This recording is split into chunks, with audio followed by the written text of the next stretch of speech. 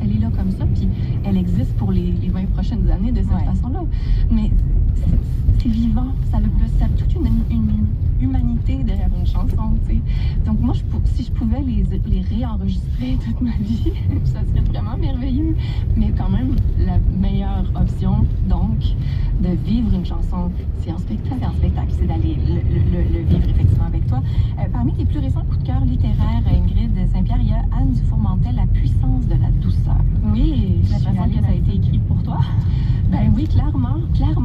Parce que je vais t'avouer que j'étais un peu gênée de ça, moi, de cette douceur-là. On m'a beaucoup donné ça.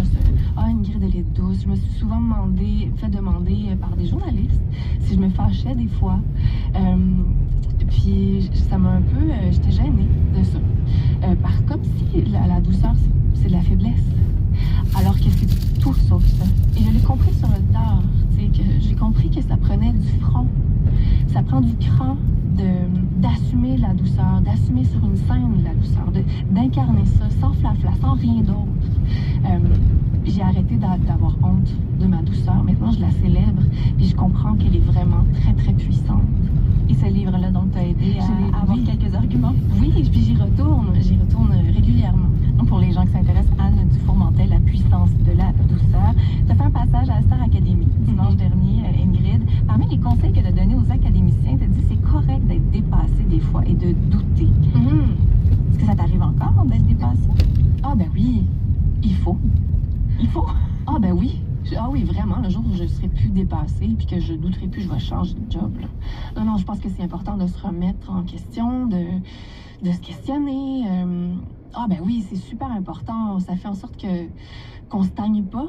Puis je pense que c'est une constante recherche créée. Il ne faut pas s'asseoir sur quelque chose. Il n'y a rien d'immuable. Moi, j'ai besoin de ça. J'ai besoin de me questionner avant de me replonger dans des cahiers pour possiblement un autre album. J'ai besoin de me questionner, tu sais. Puis tant qu'il y a aussi longtemps que le doute devient un moteur et non pas un frein. Et c'est savoir trouver cette espèce d'équilibre-là. Est-ce que ça t'est arrivé que le doute te freine complètement? Ah oui, absolument. Ouais. Oui, ça m'arrive souvent. C'est souvent à ce moment-là où mon chum me retrouve sur les sites de l'université, tu sais. Totalement. T'as une nouvelle carrière là, qui s'en vient. Oui, mais ça, c'est régulièrement. Ça, mon chum me dit, bon, là, c'est quoi cette année? C'est quoi? Le métier la dernière fois, c'était architecte paysagiste. J'ai contacté des architectes, je suis allée voir, je voulais faire une journée de carrière. Oui, mais j'ai besoin de ça, j'ai besoin de cette porte-là. Puis tout le monde a cette même réaction-là, rire, comme, mais voyons, Saint-Pierre, qu'est-ce que tu parles? Mais j'ai besoin de toujours